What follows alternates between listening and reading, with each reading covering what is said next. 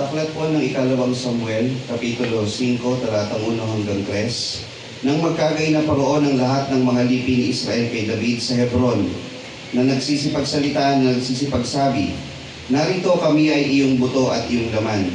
Sa panahong nakaraan ng si Saul ay hari sa amin, ikaw ay naglalabas at nagpapasok sa Israel at sinabi ng Panginoon sa iyo, ikaw ay magiging pastor ng aking bayang Israel, at ikaw ay magiging prinsipe sa Israel.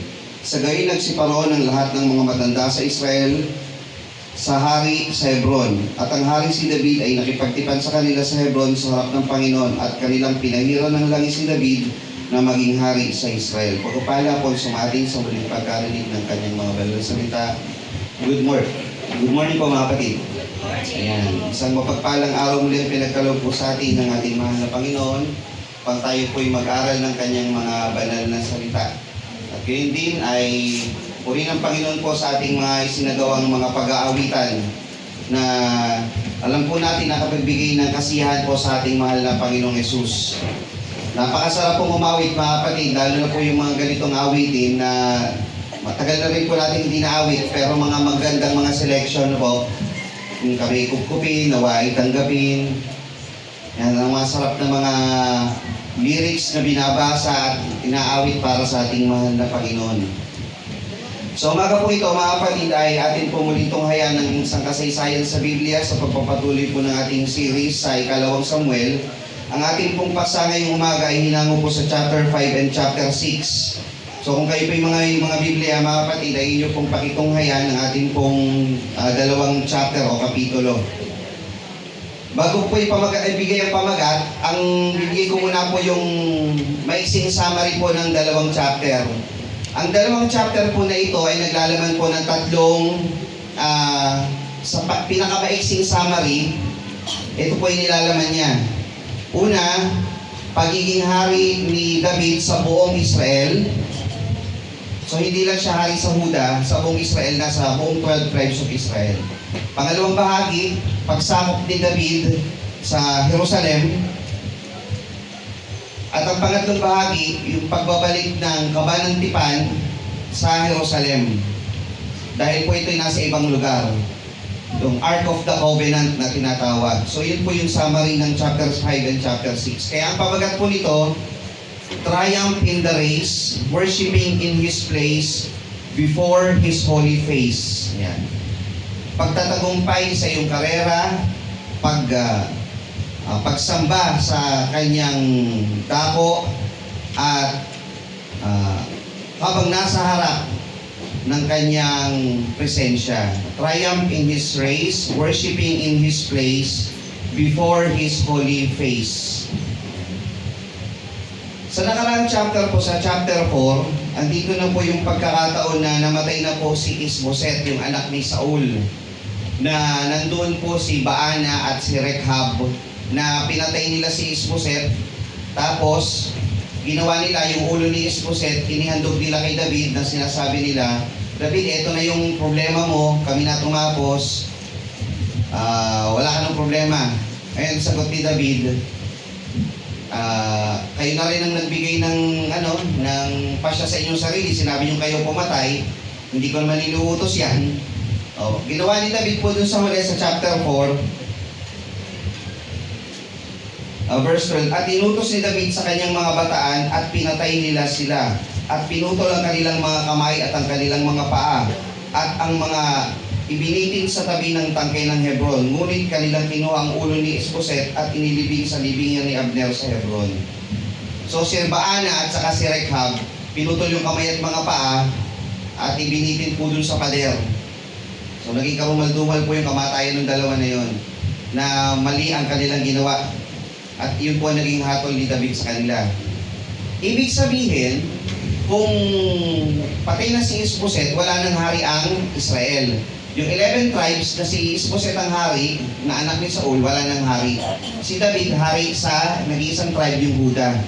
Wala na pong hari sa buong sa kabuuan ng Israel maliban sa Huda. Sa chapter 3, sinabi po ni Abner doon sa lahat ng matanda sa Israel, gawin ninyo. Matagal nyo nang gusto maging hari si David, di ba? Ngayon ay gawin ninyo. Do it. So ginawa po, pagdating dito sa chapter 5, nang magkagay na paroon ng lahat ng mga lipi ni Israel kay David sa Hebron, na nagsipagsalita, nagsasabi, narito kami iyong buto at iyong laman.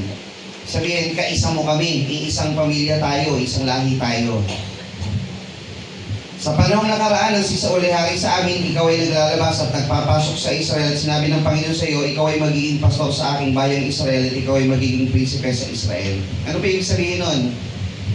Sinabi na ng Panginoon, ikaw magiging hari, ikaw na magiging hari namin. Kaya sa verse 3, itong mga matatanda sa Israel, pinahira na ng langis si David para maging hari. This is the third time na pinahira ng langis si David. Una, nung kay Samuel, di ba nung pinatawag ni Samuel lahat ng anak ni Isai, tapos si David ay nasa malayo, so patawag niyo yung pinakahuli. So, nung nakita, ito na, pinahira ng langis. Pangalawa, sa chapter 2, sa chapter 2 ng ikalawang Samuel, pinahira naman ng langis si David para maging hari sa Huda. At ang pangatlong pagpahid sa kanya dito na sa chapter 5. So, this time, hari na siya sa buong Israel. Dito na po ang pasimula muli ng United Kingdom ng Israel. Kasi dati nagkahiwalay. Huda tapos 11 tribes. Kay Saul, United Kingdom din. Kasi si Saul, siya lang ang bumahari sa Israel. Sa unang hari, aklat ng unang hari, magkakaroon ulit ng civil war, mahahati po ulit yan. Pero sana po natin pag-aaralan sa unang hari. So dito po sa verse 1 to 5, verse 4, si David ay 30 taon nang siya'y magsimulang maghari at siya'y nagharing 40 taon. Si David po ay 30 years old nang nagpasimula siyang maging hari. Ito po ay ang nakasulat na hindi naman batas pero nangyayari. Si Jose, naging leader po sa Israel noon o sa Egypto, 30 years old. Ang mga saserdoteng Levita bago maglingkod sa Panginoon, 30 years old. Ang Panginoong Jesucristo, nagpasimula ng kanyang ministeryo nung siya ay 30 years old. Si David man ay naging hari nung siya ay 30 years old. So makikita niyo po yung, yung pattern. So parang ang Panginoong Jesucristo pa rin po ang nagiging shadow nitong si David ang nagiging shadow ng Panginoong Jesucristo. Sa Hebron ay naghari siya sa Huda ng 7 taon at 6 na buwan at sa Jerusalem ay naghari siya ng 33 taon sa buong Israel at Huda. So ibig sabihin 40 years siyang naging hari. Verse 6, At ang hari at ang kanyang mga lalaki ay nagsiparo sa Jerusalem laban sa mga Jebuseo na nagsisitaan sa lupain, na nagsasalita kay David na nagsasabi, maliban ang iyong alisin ng mga bulag at mga pilay, hindi ka makakapasok dito o iniisip na si David ay hindi makakapasok doon. Minsan pag binabasa natin yung talata, parang bakit ganun? Ano yun? Si David po, nang siya'y naging hari, ang unang-una niyang decree o unang-una niyang batas na gustong ipatupad, ang unang-una niyang nais na ipagawa sa mga tao, ay magkaroon ng headquarter o anong tawag sa Manila, pagka Pilipinas, ito Manila, anong tawag doon? Capital. O, capital city. Yan. Gusto niya magkaroon ng capital city ang Israel. Pag sinabing Israel, ang gitnang bayan yan, ang pinaka-pangunahing bayan, lugar kung saan ginagawa ang pagkakatipon, ang pagsamba sa Diyos, ang mga meeting ng mga sandatan. Basta ang sentro ay ang Jerusalem. Ang problema, ang Jerusalem ay sinasako po ng mga Jebuseo. Tingnan niyo po dito. So ang unang gusto niya makuha, yung Jerusalem. At ang hari at ang kanyang mga lalaki nagsiparoon sa Jerusalem laban sa mga Jebuseo.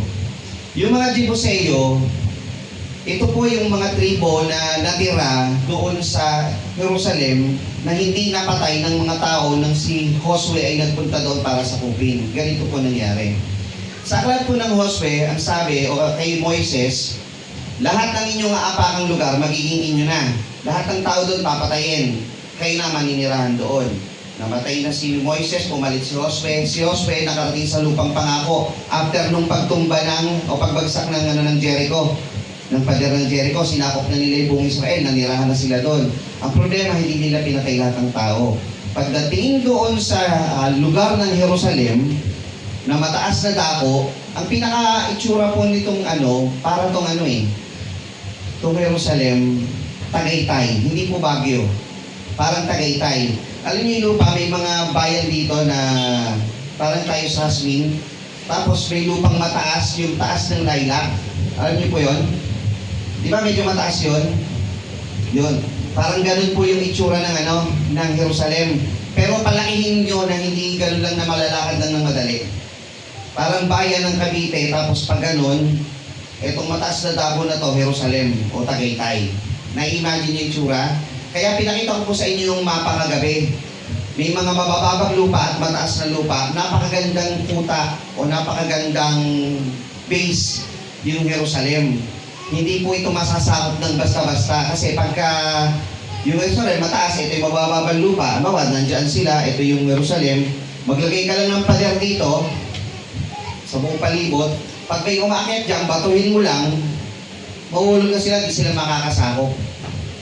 At ito pong mga Jebuseo, mga kapatid, doon po sa Josue 1563, tingnan niyo po natin. At tungkol sa mga Jebuseo na taga-Jerusalem ay hindi napalayas ng mga anak ni Huda, kundi ang mga Jebuseo ay nanahang kasama ng mga anak ni Huda sa Jerusalem hanggang sa araw na ito. So ayan, hindi po nila napaalis yun, naninirahan yung mga Jebuseo po doon. Yung Jerusalem ay napaka-importante po sa kasaysayan ng Biblia. Hindi man po ito alam agad ni David, pero sa atin, napakahalaga po ng Jerusalem. Bakit po? Dahil po yung salita ng Panginoon, saan nanggaling? Even the name of our church, ano po pangalan? Founded in Jerusalem. Napaka-importante po ng Jerusalem sa Biblia rin. Alam niyo po ba na ang Jerusalem ang number 1 na lugar sa buong Biblia na may pinakamaraming beses na nabanggit? Ilang beses nabanggit ang salitang Jerusalem sa Biblia? Mahigit 800 na beses. Pumapangalawa ang lugar ng Egypto, pumapangatlo ang Babylonia. Nasa top 10 din yung Bethlehem. Alam ko, Jericho, nandun din. Pero number 1 ang Jerusalem. Ganun po kadami yan. Yung Jerusalem, ito yung, ang unang pangalan po niyan, pag-aaral naman po ito, dagdag ko na lang, ang unang pangalan po ng Jerusalem ay Salem. Galing po sa Hebreo yung salita na Shalom o Shalem. Ang ibig sabihin po ng Shalem o Shalom ay peace. Kaya narinig niyo, Shalom. Shalom. Peace be with you. Kapayapaan. Yan. Ibig sabihin, si Melchizedek na binigyan ng 10% ni Abraham kay Melchizedek, hari ng Salem o hari ng kapayapaan, Salem.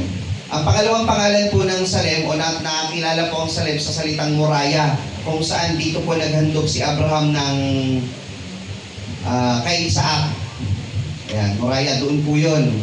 Sa bundok po ng Moriah, sa Jerusalem po yun. Nakilala rin po ang Jerusalem sa salitang Jebus o Jebius, dahil po doon nanirahan yung tribo ng mga Jebuseo. Yan. Dito po sa ikalawang Samuel 5, nakilala na po ito bilang City of David o lungsod ni David. Bago po ito tinawag na Jerusalem.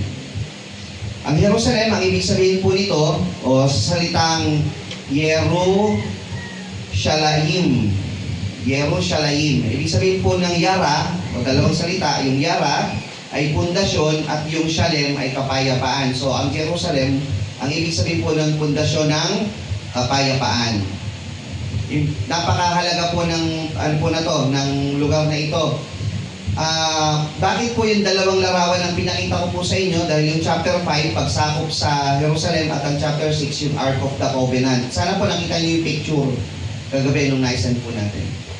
Ngayon, itong mga Jebuseo, nagmamalaki sa kanilang sarili. Sabi nila, si David, sasakupin yung Jerusalem, hindi nila kaya to.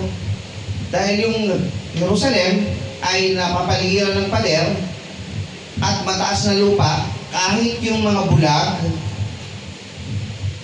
sabi dito, verse 7, gayon may sinakop ni David, munang nakalagay. So verse 6 muna. At ang hari At ang mga lalaki ay nagsiparoon sa Jerusalem laban sa mga Jebuseo na nagsisitaan sa lupain, na nagsasalita kay David, na nagsasabi, maliban yung alisin ang mga bulag at ang mga pilay, hindi kayo makakapasok dito. So ang sinasabi ng mga Jebuseo, kahit ang mga bulag at mga pilay, kaya kami ipagtanggol dito, gayong kayo hihina. Ang katapat nyo lang, mga mga bataan ni David, bulag lang at mga pilay. Hindi kayo makakapasok dito. Totoo naman, kasi talagang maganda yung depensa ng Jerusalem. Anong sabi ni David? Gayon may sinakop ni David ang katibayan ng Sion na siyang bayan ni David.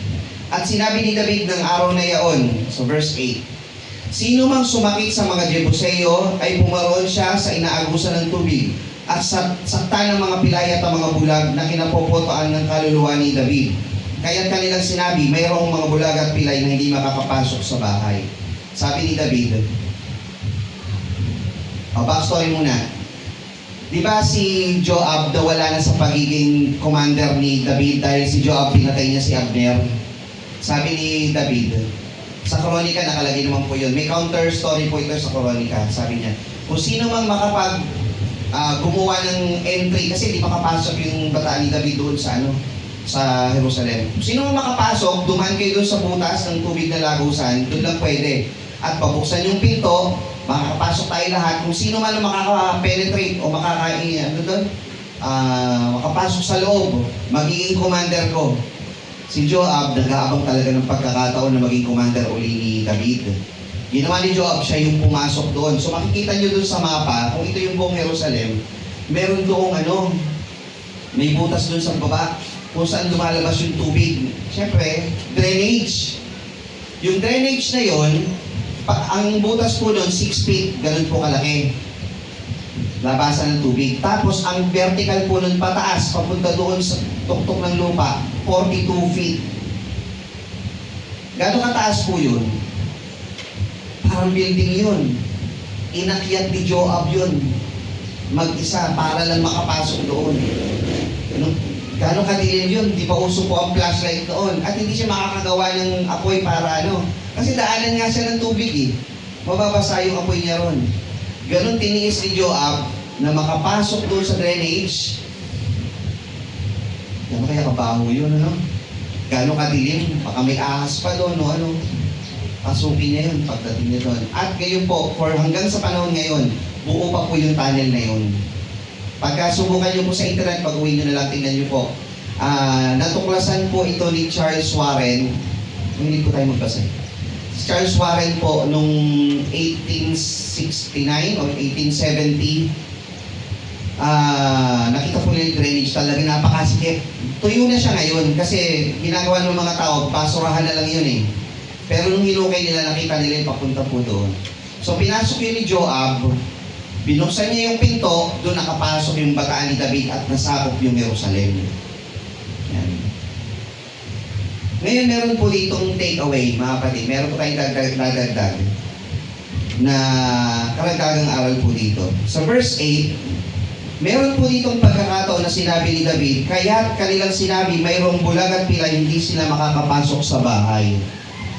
Ang Panginoong Jesucristo, nung siya po ay nangangaral doon po sa Bagong Tipan, natatandaan niyo yung talata. Tawagin niyo sila, ayaw nilang pumarito. Ang sabi ng Panginoong Jesucristo, tawagin niyo ang mga pingkaw, mga bulag at mga pilay para mapuno ang aking bahay. Natatandaan niyo po yun? Ang una po nun, sabi nung mga tinawag, ako'y bagong kasal, hindi ako po pwede. Meron akong alagang bagong magkatuang na baka, hindi ako po pwede. Meron akong bagong lupain, hindi ako pwede. Sabi ng Panginoon, tawagin yung mga pingkaw at mga bulag at mga pilay. Alam niyo po istorya nun, ang mga pingkaw, bulag at pilay, hindi talaga pinapapasok sa bahay ng Panginoon. Sa sobrang galit ni David doon sa kanila. Kasi nagmamalaki itong mga bulag at pilay dati. Kami lang katapat nyo. Kahit gano'n kayo kalalakas, di kayo makakapasok. Nasakop. Sinong patuloy sila ni David, di na kayo makakapasok dito. Ngunit pagdating ng Panginoong Jesucristo, binigyan na sila ng pagkakataon. Yung mga huli sa lipunan na hindi na pinapansin. Hindi na sila pinapansin noon. Pag may mga gawain sa Panginoon, lagi silang kung convention natin, meron tayong tinatawag na sa court, covered court, di ba may harang, may gate, paradahan, doon pa sila sa malayo. doon lang sila pwede, hindi sila pwedeng makalapit. Ganun yung itsura ng mga bulag at pilay dati, yung mga may deficiency, disabled. Pero sa Panginoong Jesucristo, pinapasok na sila. Nagkaroon sila ng pagkakataon. Dito nag-umpisa yun dahil sa sobrang galit ni David sa kanila. At umahon si David sa katibayan ng tinatawag na bayan ni David at itinayo ni David ang kuta sa palibot mula sa Milo at sa loob. Si David ay dumakila ng dumakila sapagkat ang Panginoon na Diyos ng mga hukbo ay sumasa kanya. Verse 11. At si Hiram na hari sa Tiro ay nagpadala kay David ng sugo at ng mga puno ng sedro at mga anluwagi na nagkaranas ng bato at kanilang pinagtayo si David ng isang bahay. Hanggang dito sa verse 16, ganito naman po nangyari doon. Nang nalaman ng mga karatig bansa na si David ay lumalakas at ikaw ay hari sa ibang bansa, anong gagawin mo? Do you make enemies or do you make friends? Friends. Si Hiro, kesa naman ay si Haring Hiram ng lugar ng Tiro o ng Tyre, baka sakupin tayo dito. Magpadala lang tayo ng regalo, makipagkaibigan na lang tayo sa kanila. At naging matalik na magkaibigan po itong si David at si Hiram. So si Hiram, hindi nagpahiram, nagbigay. Ayan. Nagbigay siya ng kahoy para ipagtayo ng bahay si David. Pagdating po dito sa verse 12, take note nyo na po ito, verse 12. At nahalata ni David na itinalaga siya ng Panginoon na maging hari sa Israel. Doon na perceive o natanggap na ni David na hindi ang kanyang pagiging hari ay dahil siya ay magaling, dahil siya ay magaling na strategist, kundi dahil ito ibigay ng Panginoon.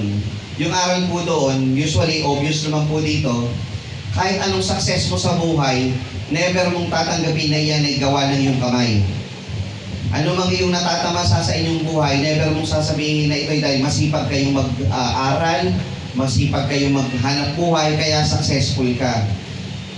Kaya meron kang ganito, ay magaling ka. Hindi po, ito ay galing po dahil sa Panginoon. Sa Panginoon lang po yung nanggagaling. Si David, talagang meron talaga siyang mababang puso para i-admit sa kanyang sarili na ang lahat ng nangyayari sa kanyang buhay ay gawa ng Panginoon. Yung verse 13 to 16, pinakita ko na si David ay nagkaroon muli ng maraming asawa ulit. Nagdagdag pa siya ng asawa mula dun sa 7. Nagdagdag pa siya ng asawa at mga babae. At nagkaroon pa siya ng iba't ibang mga anak. At ito ang mga pangalan ng kanyang mga anak. Sa Jerusalem, si Samua, si Sobab, si Nathan, at si Solomon. Si Ibhar, Elishua, Nepheg, at si Japta. Si Elishama, Elhada, at Eliphelet. So, dami pa niyang naging anak. Ite-take note niyo po dyan yung anak niya na si Nathan at si Solomon. O si Nathan at si Solomon. Pagdating po natin sa bagong tipan, pag-aaralan po natin ulit po yung dalawa na yun. Gano'ng kahalaga na nabanggit po yung pangalan ni Nathan at ni Solomon po doon. Verse 17. Ito, maganda po ito. Si David po ay nakipaglaban muli sa mga Pilisteo. Si David, ang sabi niya po dito, nanalangin siya, sabi niya sa Panginoon, kasi yung mga Pilisteo, nakita nila naging hari na si David. Sabi ng Pilisteo, naging hari na si David sa Israel. Sakupin natin to habang hindi pa sila nakaset up. Diba? Pagka ang isang hari kakaupo pa lang, wala pang yan. Wala pang organisadong sandatahan. Sakupin na natin. Ano ginawa ni David? At nagpusisa si David sa Panginoon na nagsasabi, aahon ba ako laban sa Pilisteo? Ibibigay mo ba sila sa aking kamay? At sinabi ng Panginoon kay David, umahon ka sapagkat tunay na aking ibibigay ang mga Pilisteo sa iyong kamay. Yan. So umahon siya, nanalo si David. Naparoon si David sa Baal Perasim at sila'y sinaktan doon ni David at kanyang sinabi, pinanambulat ng Panginoon ang mga kaaway sa harap ko gaya ng pinansik ng tubig. Kaya tinawag niya ang pangalan dakong yaon na Baal Perasim. Baka po may magtanong po sa inyo mga kapatid, bakit si David ang pinangalan sa lugar Baal? Pakilagay po kapatid na verse 20. Yung Baal po kasi is generic po sa salitang Panginoon. Lord, Panginoon, Master, sa Hebreo Adonai. Yung Baal, generic po kasi yan. So ginagamit din po yan ng mga taga-Babylonia, yung salitang Baal, para tawagin yung kanilang Diyos-Diyosan. Kasi Panginoon Diyos, o Diyos-Diyosan. So Baal. So sabihin, Baal Perasim, Lord of the Outbreak, pinanambulat ng Panginoon. Sabihin ng Baal, Panginoon kasi po yun. So tinawag niyang Lord of the Outbreak, yung lugar po ng Baal Perasim. Second time, at kanilang iniwan doon ang kanilang mga larawan at inalis ni David ang kanilang mga lalaki. Tingnan niyo po sa English itong 21. Ang ginawa niya, nung sinakop na po niya itong mga Pilisteo, and they left their images, and David and his men burned them. Sinunog sa 21, sinunog ni David yung mga larawang inanyuan ng mga Pilisteo. So napakagandang ginawa po ni David. Pinapakita lang si David, magaling talaga sa pagsunod sa Panginoon, meron lang talaga siyang kahinaan. Ano po yung kahinaan niya? Babae. Yun po talaga kahinaan po niya. Nagsiahon ulit ang mga Pilisteo at nagsikalat sa libis ng Repaim. Yung Repaim po, lugar ng mga higante. At nang isang gunit ni David sa Panginoon, kanilang sinabi ng Panginoon dito, huwag kang aahon, sabi niya ng Panginoon kay David. Ililigid ka sa likuran nila at ikaw ay sasagupa sa kanila sa puno ng Morales. Yung Morales, mulberry tree. Morales. Mulberry. Sa atin kasi ang mulberry, ang alam po natin yan, Miriam, Madre de Cacao. Ayan. Mulberry. At nangyari pagka yung naririnig ang hugong ng lakad sa mga dulo ng puno ng Morales, ikaw ay magmamadali sapagkat lumabas ng Panginoon sa harap mo upang saktan ang hukbo ng mga Pilisteo at ginawang gayon ni David. Si David, sinabihan ng Panginoon, huwag kang makikipaglaban doon, ibahin natin ang strategy. Pumunta ka sa likod ng Pilisteo. Pag narinig mo hugong ng mga yapak, doon mo sila labanan. Sinunod ni David. Ibig sabihin ng Panginoon, may iba't ibang paraan sa kanyang paggabay sa kanyang mga anak. Una, sagupayin mo sa harap, ngayon sagupayin mo sa likod, iba-iba ang pamamaraan. Kahit nga sa pagpapagaling ng Panginoon, di ba iba-iba rin? Yung isa, sinabihan ng Panginoon, lumakad ka, gagaling ka. Yung isa, hinawakan lang yung damit ng Panginoon, yung babae na agasan, gumaling. Yung isa, dura ng Panginoon, nilagay sa putik, nilagay doon sa mata, gumaling. So iba't iba ang pamamaraan ng Panginoon sa pagpapagaling. Kahit po sa estratehiya ng paggabay sa mga tao, iba-iba yung kanyang ginagawa. Ano po? Ano po pinapakita nito mga kapatid? Sa pagsunod sa Panginoon, lagi nyo isipin, ang Panginoon may iba't ibang mga kaparaanan kung paano tayo gagabayan. Ano po? Pero ang laging dapat, sa Panginoon tayo susunod. Hindi sa binibigay na utos ng tao. Halimbawa, paano ka pupuri sa Panginoon? Ang utos ng tao, balik ka rin yung payong. Hindi ganon. Hindi naman iniutos ng Panginoon yun. Magdala kayo sa linggo ng termos. Di ba may ganon sila? Hindi ganon po. Pumunta kayo sa ganitong lugar. Magdaos tayo doon. Sumayaw tayo dun sa ubando. Yung mga ganon. O kaya, ano pa ba yung mga nila? Ati-atihan. Nung may iwan, nakita niyo po ba yung mga ati-atihan na nag-ano dyan? Hindi ba inutos ng Panginoon yun eh? Ang inutos ng Panginoon, iba't ibang pamamaraan ng kanyang gabay. Mini-misunderstood ng mga tao yun na kahit anong paraan na gawin mo, pwede kang magpuri sa Panginoon. So, hindi po ganon. Ibig sabihin po rito, kung ano iniutos sa'yo ng Panginoon, gano'n man ka-weird yan, basta utos ng Panginoon, sundin mo yan. Parang ganito. Sa ibang tao, para tayo ay maghugas ng paa ng isa't isa, weird ba yun o hindi? Sa paningin ng ibang tao na hindi mananampalataya, anong ginagawa nila? Ano yun? Madudumihan din naman ulit yung mga paano mga yun. Hindi nila nakikita yung yung aral doon. Halimbawa, tayo mga kapatid, Miyerkules ng gabi, nagpupuri tayo sa Panginoon, ano yun? Para sa kanila, weird yun. Pero para sa atin, dahil sinusunod natin yung utos ng Panginoon, mabuti yun. Diba? Ha? Tinokainuwe. Utos ng Panginoon yun. Sa modern time, sa panahon natin, may mga inuutos ng Panginoon sa atin, pero sa paningin ng iba, weird yun. Gusto nyo, bibigyan kayo ng sample, etong araw ng linggo, Tingnan mo sila, kung saan sila. Alam nyo ba ang rest day, importante yun? Sabihin nila, family day yan. Nasasayang yung oras nyo na nandito kayo. Dapat you spend it with your family habang buhay sila. Weird para sa kanila yan. Na nakaupo tayo rito, ang init-init, pero ito po ang kalooban ng Panginoon. Lagi tatandaan, minsan, kakaiba yung iniutos ng Panginoon sa paningin man ng ibang tao, pero sa harap ng Panginoon, mabuti yun basta susundin mo. Sa paningin ng iba, weird yun.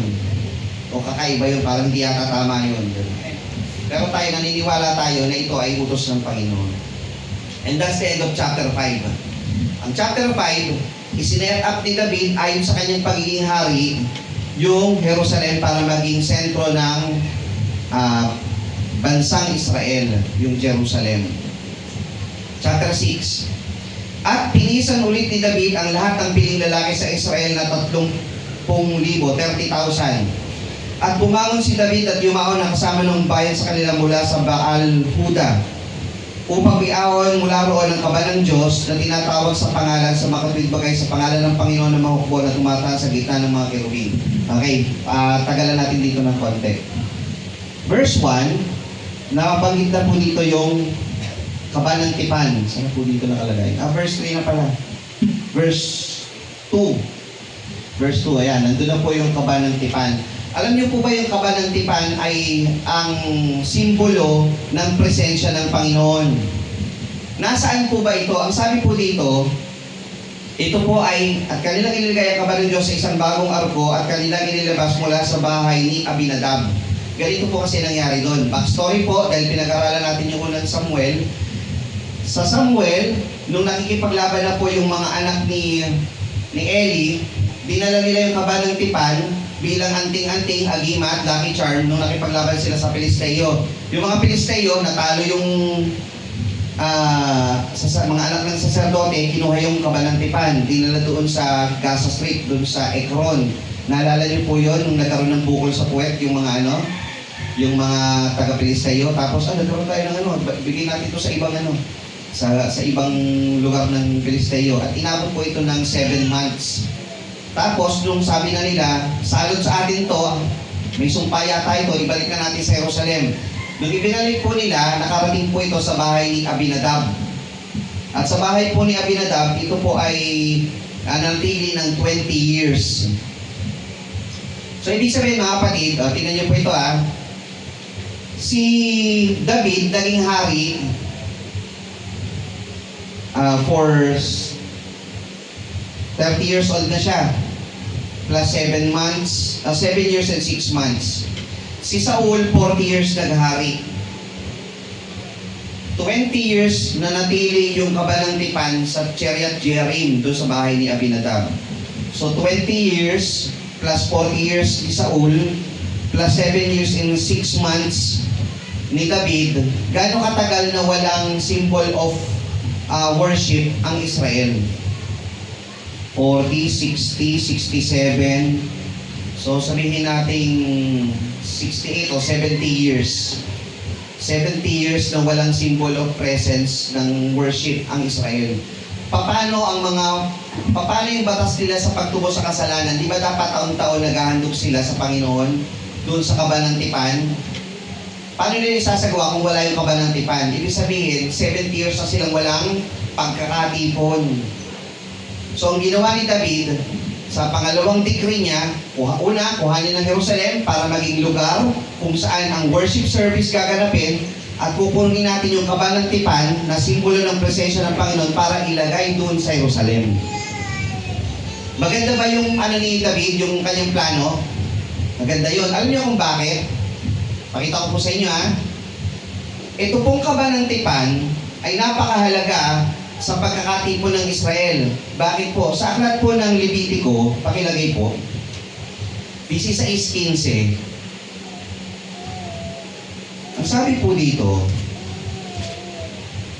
kung magkagay papatay nila ang kanilang kambing at handog sa kasalanan patungkol sa bayan at dadalhin ang dugo niyon sa loob ng tabing at gagawin ang dugo niyon na gaya ng ginawa ng dugo ng toro at iwiwisik sa ibabaw ng luklukan ng awa sa harap ng luklukan ng awa.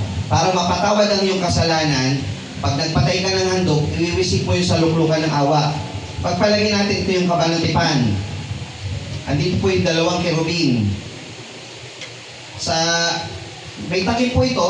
Yung takip nito tinatawag po na mercy seat o luklukan ng awa. Sa loob po nito, nandoon yung tatlong bagay. Ano yung tatlong bagay sa loob ng kabanang tipan? Yung dalawang tablets of stone, yung tungkod ni Aaron na namukadkad, at yung sample ng mana. Hindi po mana. Mana. Yung mana sa ilang, hindi po mana sa ilang. Mana sa ilang. Yung nasa loob po nito, yun yung tatlong mahalagang importante. Mahalagang bagay na nasa loob ng kaban. Ang pinakamahalaga po doon ay itong mercy seat kasi doon po iwiniwisik yung dugo. Ito pong mercy seat ang tumatanggap ng lahat ng pagkakasala ng Israel, yung nasa ibabaw. Ano po? Gaano po kahalaga iyon?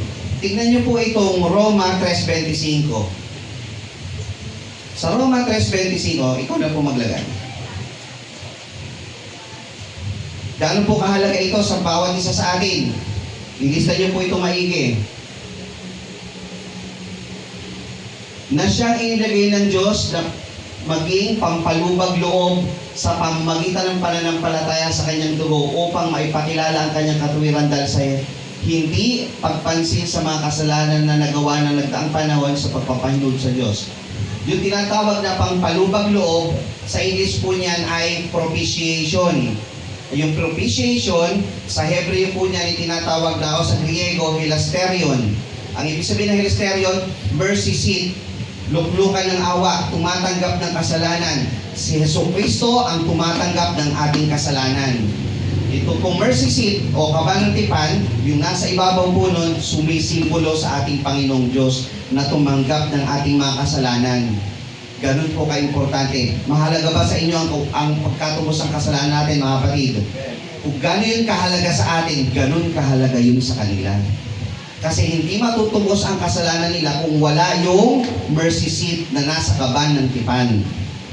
So kung wala po yun, ilang taon na silang nagkakasala na hindi napapatawad ng Panginoon. Nakuha po ninyo? Sino po ba itong mercy seat po na ito na tinatawag? Sa Hebreo 4:16, tingnan niyo po natin na itong propitiation o pampalubag loob o sa Hebreo, Griego, hilasterion. Sino po ito? 4:16 ng Hebreo. Magsilapit tayong may pagtitiwala sa luklukan ng biyaya upang tayo magsipagtamo ng awa at makasumpong ng biyaya upang tumulong sa atin sa panahon ng pangailangan. Kanino ba tayo lalapit? Sa Panginoong Diyos. Siya yung luklukan ng biyaya upang magsipagtamo tayo ng awa. Na nasa Levitico, luklukan ng awa. Mahalaga po ba ang Panginoon sa ating buhay? Amen. Sa Israel, ganun kahalaga ang mercy seat sa kanila. So, kailangan i-retrieve yun ni David para makarating sa Israel o sa Jerusalem para meron silang presensya ng Panginoon sa kanilang pagsamba at paghahandog sa Panginoon. At meron po ito mga kapatid na tingnan niyo po ulit natin ikalawang Samuel 6. Basahin po natin ulit, 6:2. Sa makapig bagay sa pangalan ng Panginoon na hukbo na tumatahan sa gitna ng mga kerubin. Anong itsura po nung kabanang tipan? May dalawang kerubin o anghel. Ano po? Yun yung itsura nun. Alam niyo po ba sa aklat po ng Lucas, meron pong talata na, o sa aklat po ng Juan 20:11, pakilagay po. Meron po doon pagpapakita ng ilustrasyon sa Panginoong Jesucristo. Tungkol po doon sa mercy seat. Juan 20:11-12. Dagdag na rin po natin. 11:12. Ngunit si Maria ay nakatayo sa labas ng libingan na umiyak sa gayon samantalang siya'y umiyak, siya'y yumuko at tumingin sa loob ng libingan. At nakita niya ang dalawang anghel na nararamtan na nakaupo ang isa sa ulunan at ang isa sa paanan nang kinalalagyan ng bangkay ni Jesus. Ito ang galing, pareho. Dito daw yung bangkay ng Panginoon, andito yung dalawang anghel. Kapareho po ng kaban ng tipan na may dalawang kerubin. Kaya po ang pagkasulat sa Biblia, hindi po aksidente yung mga detalye niyan. Talagang ayon sa Espiritu ng Panginoon yung pagkakasulat yan. Pinatutunayan na yung mercy seat ay sumisimbolo sa Panginoong Jesucristo. So, balik po tayo dun sa 6. Inilabas na nila sa bahay ni Abinadab. Ito po ay nilagay sa bagong karo o bagong kalesa o bagong, ano ba tawag dito? Karwahe. Tapos, inalalayan ni Usa at ni Ohio. Si Usa at si Ohio, nung sila naglalakbay na para ibalik sa Jerusalem, nalubak itong yung natisod yung mga baka. Ang ginawa ni Usa, hinawakan yung kaban. Ano nangyari kay Usa? Namatay. Bakit po siya namatay? Kasi po may utos sa aklat po ng Bilang, Kapitulo 4, talatang 15. Yan po natin kung Bilang 4:15. Ito nga. At pagka si Aaron at ang kanyang mga anak ay nakatapos na magtakip ng santuaryo at sa buong sangkapan ng santuaryo, kailan may susulong ang kampamento, ay nagsilapit pagkatapos ang mga anak ni Koat upang kanilang buhatin niyaon. Tatapat huwag silang hihipo sa santuaryo, baka sila'y mamatay. So sinabi na pala ng Panginoon, huwag niyong hawakan yung kaban. Ano ibig sabihin po nun sa Kapitulo 6? Ang pagsunod sa Panginoon, mga kapatid, merong tamang pagsunod. Maganda yung intensyon mo, nalubak yung kaban, baka mahulog. Pero pag may utos yung Panginoon, huwag mong hawakan, huwag mong hawakan. Magtiwala ka. Hinawakan. O, patay siya. Napagtanto ni David, mali ang pagsunod natin sa Panginoon. Maganda ang intensyon natin, pero mali yung pagsunod. Ang ginawa ni David, sa pinakamalapit na bayan, sa bahay ni Obed-Edom, dinala yung kaban ng tipan, tapos nagstay na lang yun doon ng 3 buwan bago nila pinagplanuhan. Sa loob ng 3 months, pinag-aralan ni na David paano ibabalik yung kaban ng tipan sa Jerusalem sa tamang pamamaraan. Anong ginawa nila? Sa verse 12. Patuloy. Ang ginawa ni David, nung inilabas na yung kaban ng tipan, every 6 steps, 1, 2, 3, 4, 5, 6, maghahandog na susunugin. Another 6 steps. 1, 2, 3, 5, 6. Handog ulit ng baka at isang pinataba. Another 6 steps hanggang makarating sa Jerusalem. Gaano karaming baka po yun? Imagine po ninyo. Every 6 steps, maghahain po sila. Tapos, habang naghahain po sila, ano ginagawa ni David? Verse 13, magkagayon, ng mga yaon ay nagdala ng mga kaban ng Panginoon na nakalakad na 6 na hakbang, siya'y naghahain ng isang baka at isang pinataba. At nagsayaw si David at ng kanyang buong lakas sa harap ng Panginoon, at si David ay nabibikisan ng isang epod na lino. Si David, hinubad niya yung kanyang damit hari, nagdamit po siya ng pangkaraniwang damit, at nagsasayaw. Habang ginagawa po nila yung 6 steps, naghahandog, nagsasasayaw si David. Ang layo po ng Kiriath Jearim papunta sa Jerusalem ay umaabot po ng ilang milya. Maraming kilometro. Ganun po kalayo. Sa layo na yon, buong lakas na nagsasasayaw si David hanggang makarating doon. Ngayon, nung nakita ni Michal si David na nagsasayaw, tingnan nyo nangyari. At nagkagayon, pagpasok ng kaban ng Panginoon sa bayan ni David, verse 16.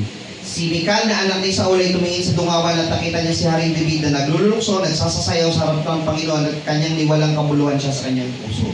Si Michal na asawa, ang naging itsura niya kay David. Ano naman po si David? Yun, naging siya, nahiya. Hari ito'y ba't ganun? Halos wala na siyang suot. Kapareho na lang siya ng pangkaraniwang tao. Nagtalo po sila rito. Ano naging sagot ni David sa verse 21? At sinabi ni David kay Michal, yaon sa harap ng Panginoon siyang pumili sa akin na higit sa iyong ama at sa buong sambahayan niya upang ihalala ko na prinsipe sa bayan ng Panginoon. Kaya't ako'y tumugtog sa harap ng Panginoon. Ako'y nagpakawalang kabuluhan pakay sa yaon at ako'y nagpakababa sa aking sariling paningin. Ngunit sa mga babaeng lingkod na iyong sinalita ay pararangalan ako. Sa mata mo, wala akong karangalan, pero sa mata ng lahat ng tao, Pare-pareho kami naglilingkod sa Panginoon. Mas pinili ni David na maglingkod sa Panginoon, magkaroon mawala ng karangalan sa mata ng tao, basta makapaglingkod lang siya sa Panginoon. Sumisimbolo si David nagiging shadow siya ng Panginoong Jesucristo. Di ba ang Panginoon, hinubad niya yung kanyang pagka-Diyos, nakitulad sa mga tao. Si David, hinubad niya ang kanyang pagkahari, nakitulad sa mga tao. Ano ginawa ni Mikal?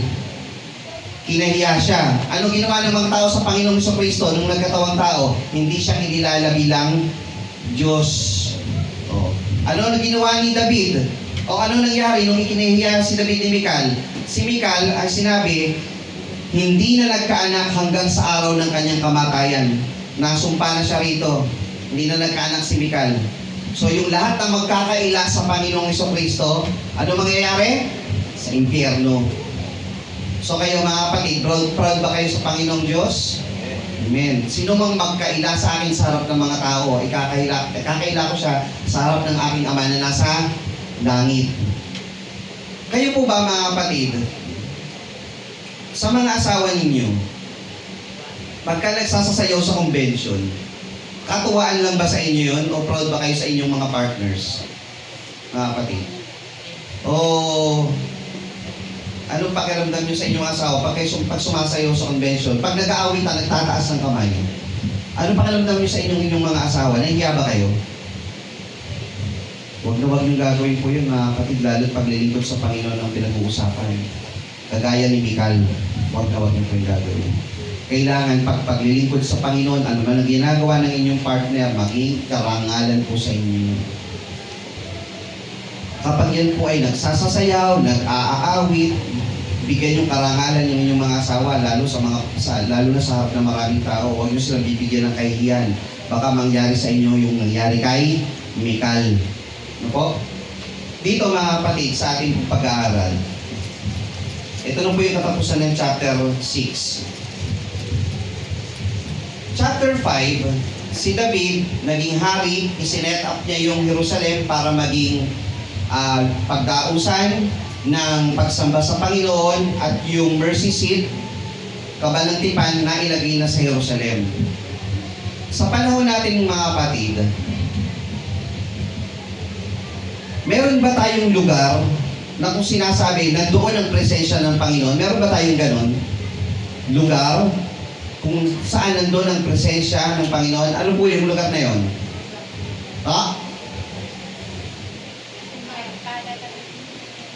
Kapilya, simbahan. Alam niyo po mga kapatid, sa bagong tipan, iba na po. Kayo ang templo ng Diyos at ang Espiritu ng Diyos ay nananahan sa inyo. Ang Diyos ay hindi nananahan sa templong gawa ng tao. Ang Diyos, isinet up na yung paglalagyan ng kanyang presensya o ng kanyang Espiritu. Sa paanong paraan, binautismuhan tayo, nilinis tayo ng Panginoon. Si David, dilinis niya yung Jerusalem, tinanggal lahat ng Jebuseo na hindi nagawa ni Josue. Tinanggal lahat yung mga naninirahan doon para itong Jerusalem, taga-Israel lang ang titira dyan. Tayo lang. Dahil dyan ilalagay yung presensya ng Panginoon. Ang ating mga katawan na siyang templo ng Panginoon, nilinis niya sa pamagitan ng bautismo upang mailagay yung kanyang espiritu, yung kanyang presensya. At samantalang nasa atin ang presensya ng Panginoon, tayo ay templo ng Diyos at ang espiritu ng Diyos ay sumasa atin. Papaano nyo sinasamba ang Panginoon? Kagaya ba ni David na buong kasiyahan na nagsasasayaw, nag-aawit at tumutugtog sa kanyang pangalan? Papaano nyo inaawitan ng Panginoon? Bumubo ka ba ang inyong mga labi upang parangalan ng Panginoon o kayo'y nahihiya gaya ni Mikal? Tingnan niyo po yung ating palatuntunan. Hahamunin ko po kayo mga kapatid. Mamaya, pagkatapos ng pagbasa ng panawagan, paano nyo aawitin yung kaaya-ayang Diyos kung iyan ang ipapaawit? Pag may tinapay ng langit, paano nyo ito inaawit? Basta matapos na lang ba yung player? Bahagi ng pagkakaloob, Kahit gumawa.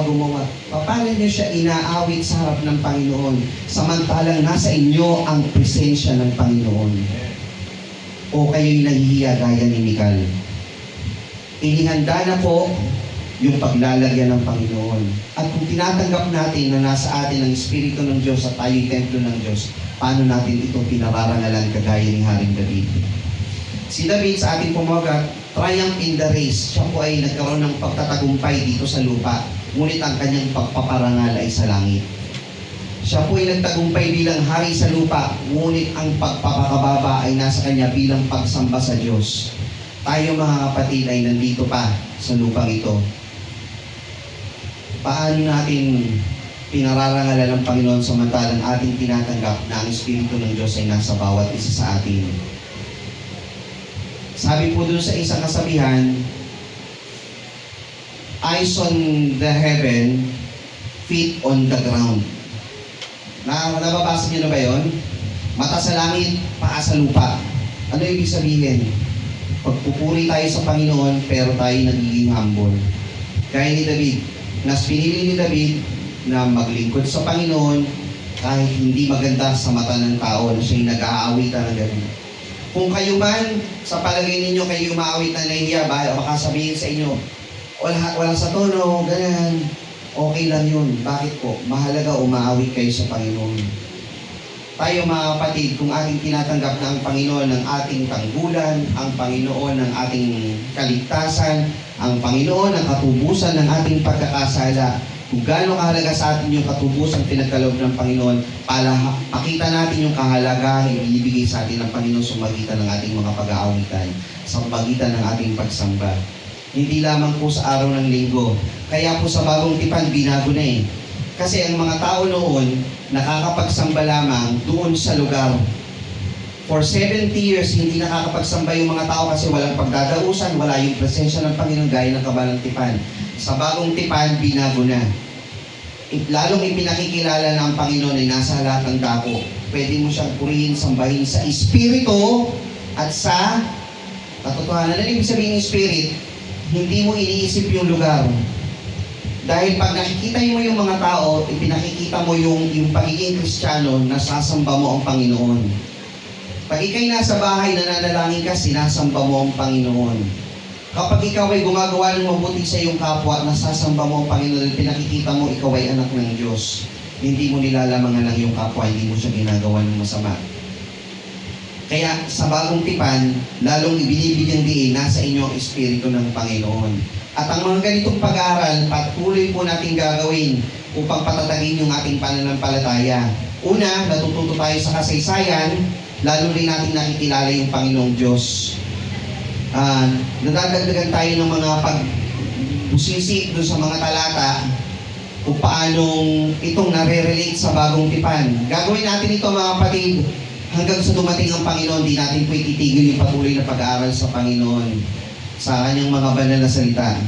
Pero dapat po, bukod dun sa pag-aaral, yung application, i-apply natin sa ating buhay yung ating tunay na pagsamba sa ating Panginoon sa Espiritu at katotohanan. Magkaroon man tayo ng tagumpay sa karera natin sa buhay na ito, gaya ni David, kanyang pinaniniwalaan na ito ay gawa ng Panginoon. Sumusunod tayo sa Panginoong Diyos ayon sa iniuutos ng Panginoon. Bigyan may halimbawa bago tayo matapos. Mabuti bang manalangin? Amen. O gagawin ng iba, pwede nang patayo basta nananalangin. Ano utos ng Panginoon? Paluhod. Kukuha niya ibig sabihin, pagsusunod ka sa Panginoon in His prescribed commandment, sa kanyang iniutos na pamamaraan. Mabuti bang magsama sa Panginoon? Amen. Yung pagkakatipon ba tuwing linggo, importante. Ilipat kaya natin yung pagsamba, Martes. Pwede ba yon? Hindi. Kasi ano utos ng Panginoon? Unang araw ng isang linggo. Yun ibig sabihin natin. Mabuti bang magkaroon ng pagkakaloob ang bagay sa mga banal? Mag-ano kaya tayo ng 10%? Mabuti ba yon? Hindi. Hindi yun iniutos ng Panginoon. Sa pag-aaral, kung ano yung iniutos ng Panginoon na pamamaraan, yun yung gaganapin mo. Kasi yun yung iniutos ng Panginoon. Kung iniutos ng Panginoon kay David, ganito yung gawin mo, ganito yung gagawin mo, kasi yun yung iniutos ng Panginoon. Maging gaya tayo ni David. Kung ano yung iniutos ng Panginoon, gagawin lang po ni David po yun. Oo, kagaya ni David, magkakasala siya. Pero si David, hanggang sa huling hininga ng kanyang buhay, nagkaroon siya ng papanunumbalik sa Panginoon at paghingi ng tawad. Huwag tayong abutin, huwag niyong hamunin ng Panginoon na si David nga, ginawa ito eh. Paano kung hindi ka na nakahingi ng tawad, inabot ka na sa pagkakasala mo, huwag mo nang subukan. Yun ang pinapakita po doon. Huwag niyong gamitin kagaya ni David, nagkasala, okay lang naman pala. Hindi po ganun. Kasi sa huling hininga ni David, nagbago po siya.